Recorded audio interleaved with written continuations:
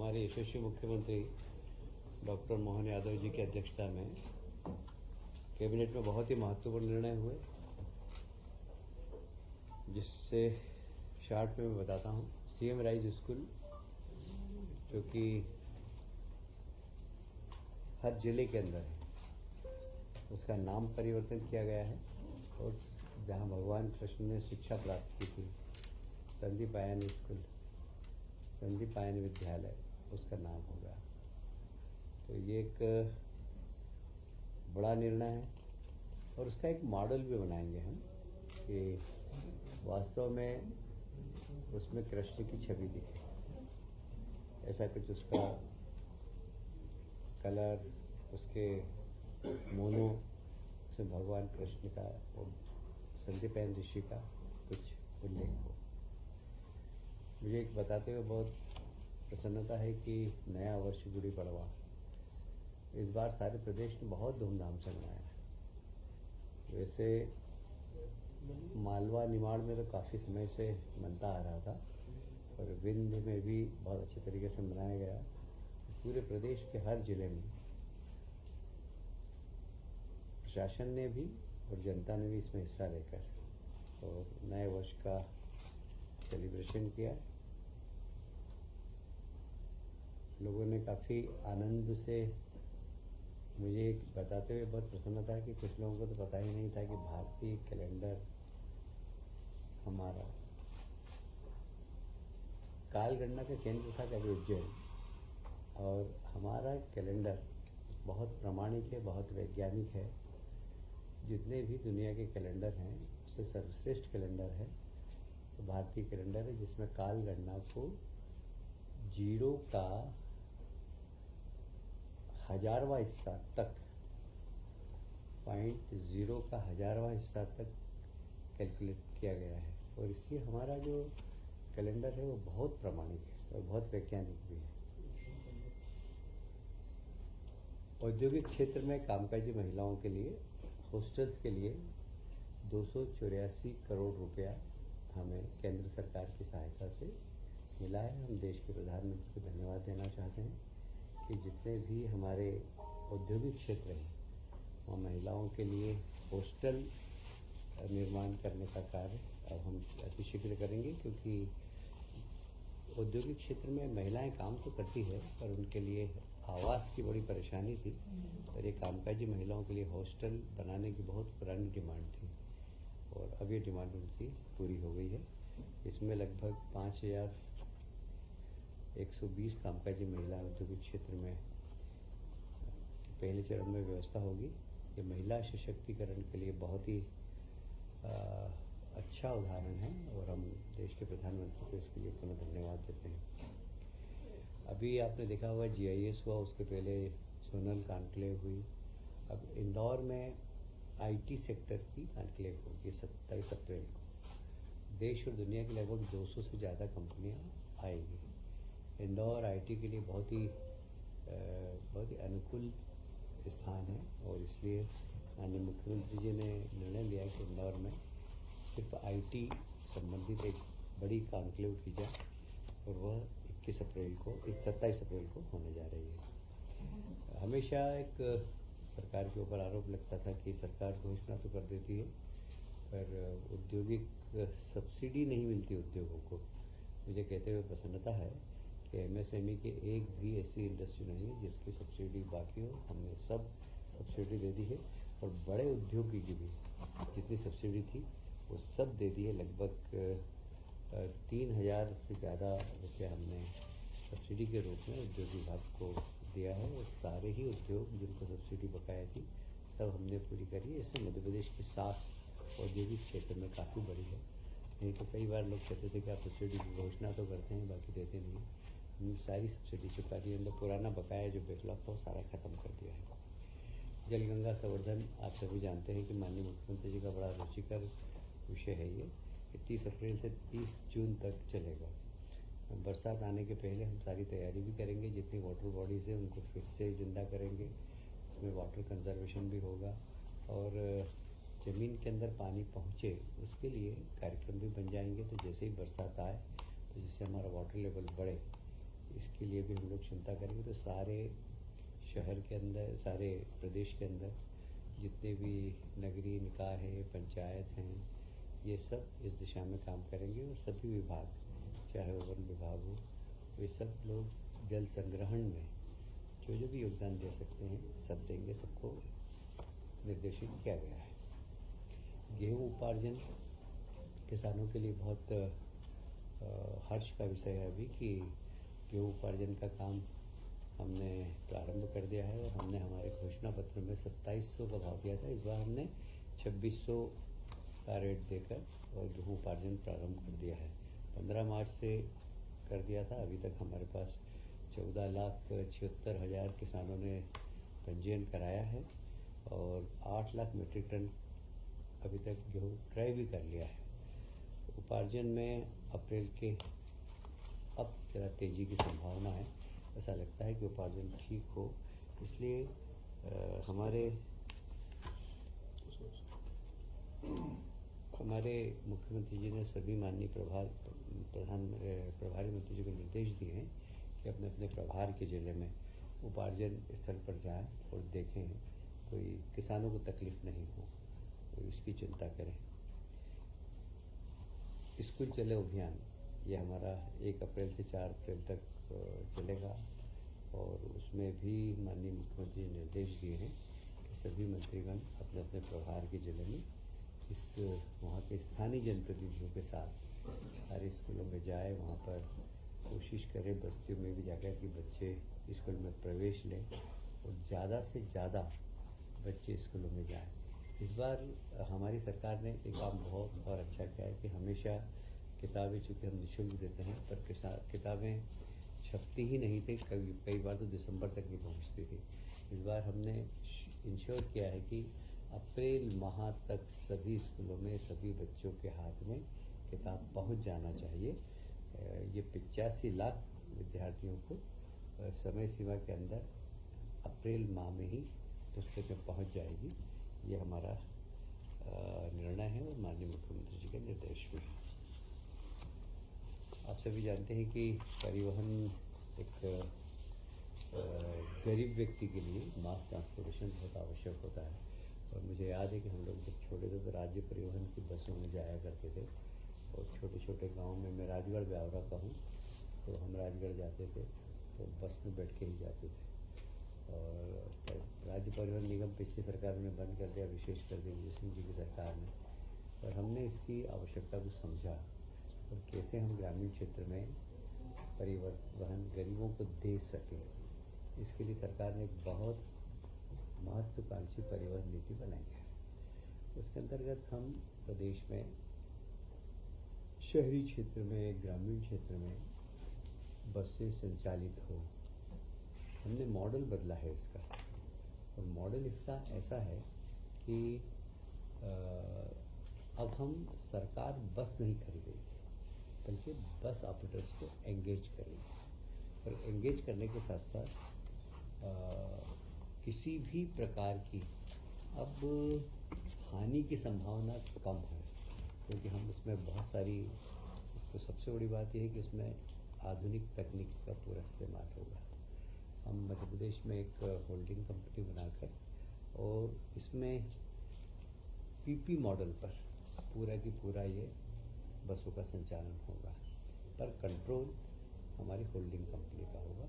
और यहाँ पूरा आईटी सेक्टर का अधिकतम उपयोग करके, आप सभी जानते हैं कैमरे लगाना, बसों की संचालन, कौन सी बस कहाँ जा रही है, बड़ा कंट्रोल रूम के माध्यम से, जैसा कि आपने शायद इंदौर में देखा होगा, हम इंदौर में बस संचालन करते हैं, हर बस कहाँ जा रही है, कब रुक रही है, हमको पता होता था।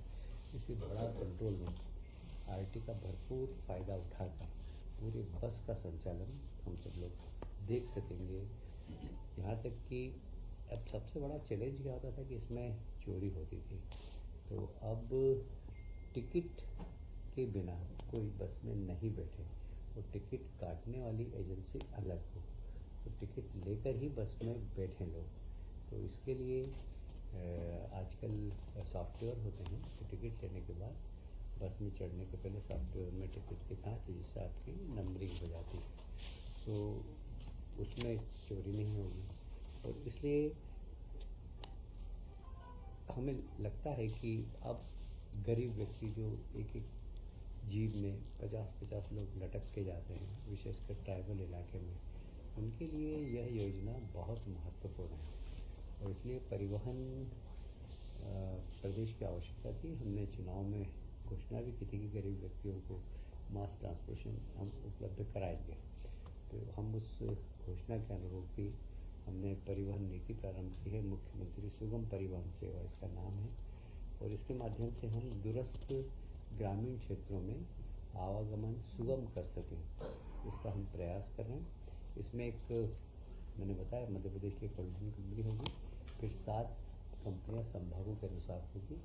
इंदौर, भोपाल, रीवा, जबलपुर, ऐसे उज्जैन, ऐसे अलग अलग होल्डिंग कंपनियां होगी।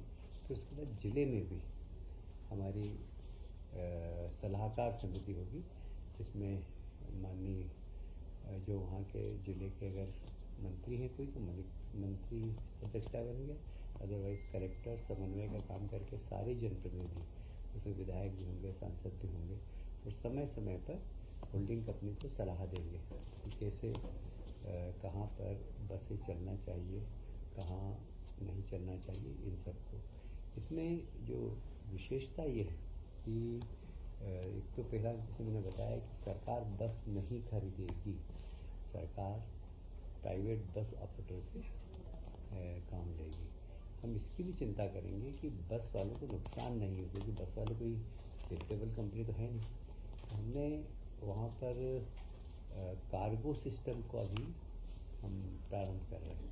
जैसे सामान ले जाना एक स्थान से दूसरे स्थान पर, डाक ले जाना एक स्थान से दूसरे स्थान पर।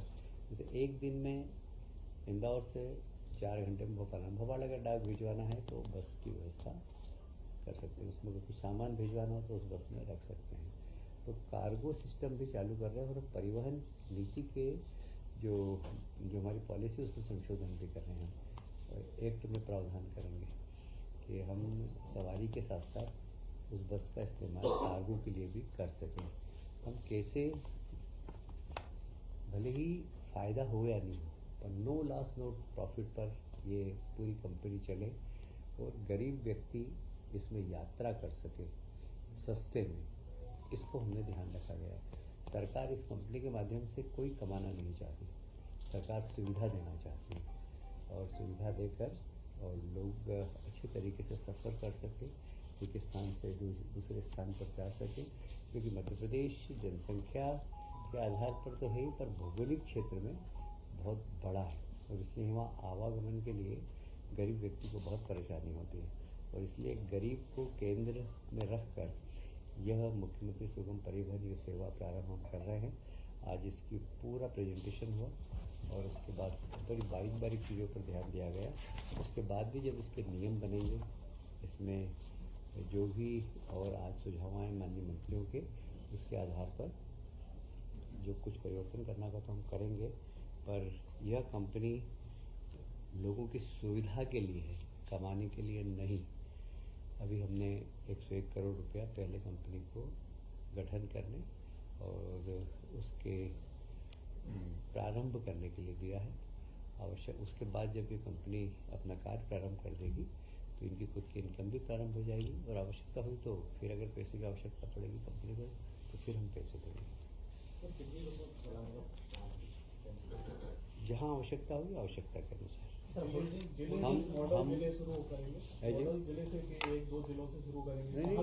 ऑलरेडी देखिए इंदौर में चल रही है ना, भोपाल में चल रही है।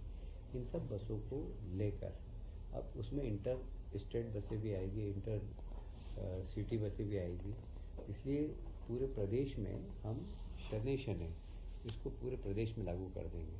पर शुरुआत तो 2, 3, 4, 5 जिलों जहाँ पर अभी कंपनी चल रही है उसी को हम प्रारंभ करेंगे। फिर जहाँ जहाँ जैसी आवश्यकता होगी, देखिए आवश्यकता कहते हैं आविष्कार की जननी है, जहाँ जहाँ डिमांड की जननी है। अगर आवश्यकता होगी तो कल से ही झाबुआ चालू कर देंगे, कल से धार चालू कर देंगे। डिमांड के ऊपर पूरा करेंगे, बिना डिमांड के हम बस चला दें और वहाँ जाके खड़ी रहे तो और पैसेंजर नहीं मिले। इसलिए यह कंपनी घाटे में नहीं जाए, इसका हम बहुत ध्यान रखेंगे। और जहाँ जहाँ डिमांड होगी वहाँ वहाँ बस चलाएगी। सर किराए का समस्या आएगी, किराए की सबसे बड़ी समस्या है कि जो नॉमिनल किराया होता था हाँ वो बढ़ के मिलेगा, क्योंकि वो इतनी सुविधाएं अगर पीपी मॉडल में देंगे हाँ। तो किराया बढ़ाएगी जो जनता अभी जिस किराए से जा रहे हैं उससे तुमको सस्ता पड़ेगा। सर एक होल्डिंग कंपनी आगे रहेगी सर। होल्डिंग कंपनी तो एक ही रहेगी मध्य प्रदेश, एक ही। फिर उसके बाद संभागीय कंपनी भी रहेगी, संभागीय, और जिले में सलाहकार समिति रहेगी। अभी इस बारे में कुछ चर्चा नहीं। वैसे कहता रहा हूँ आपकी जहाँ जहाँ बस चल रही है वो तो चालू, उसी को तो हम चालू कर देंगे, अब उसका एक्सटेंशन करेंगे।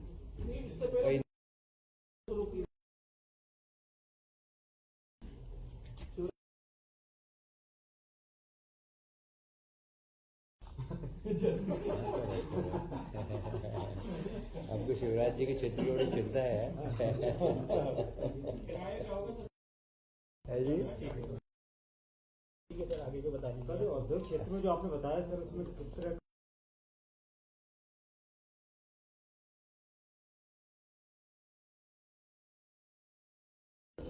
जहाँ बड़े बड़े उद्योग क्षेत्र वहाँ बनाएंगे। अभी 5000 के आसपास महिला रह सके ऐसा पहले चरण में बनेगा। उसकी आवश्यकता और पड़ेगी तो और बनाएंगे। मैंने कहा आवश्यकता डिमांड के आधार पर होगी।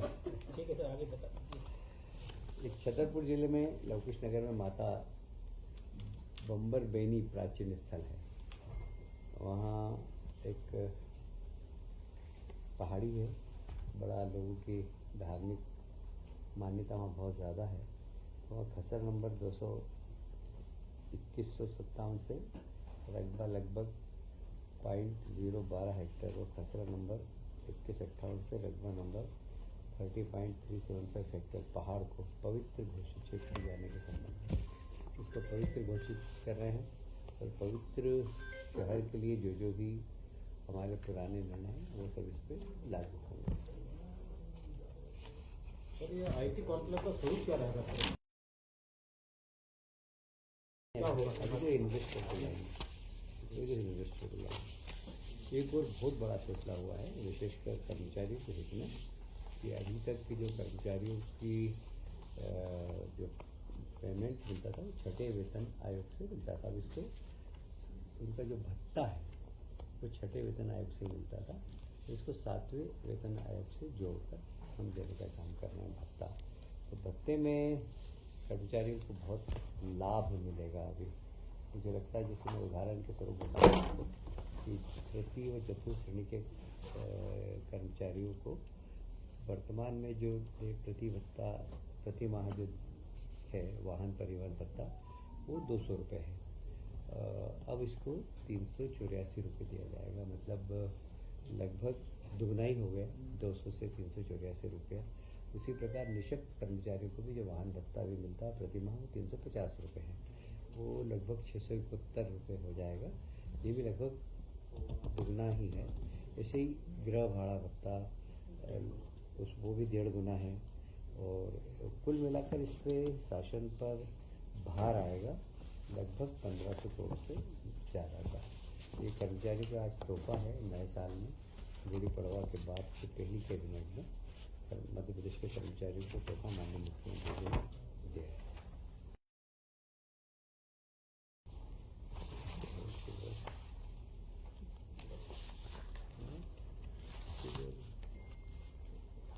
ठीक है जी।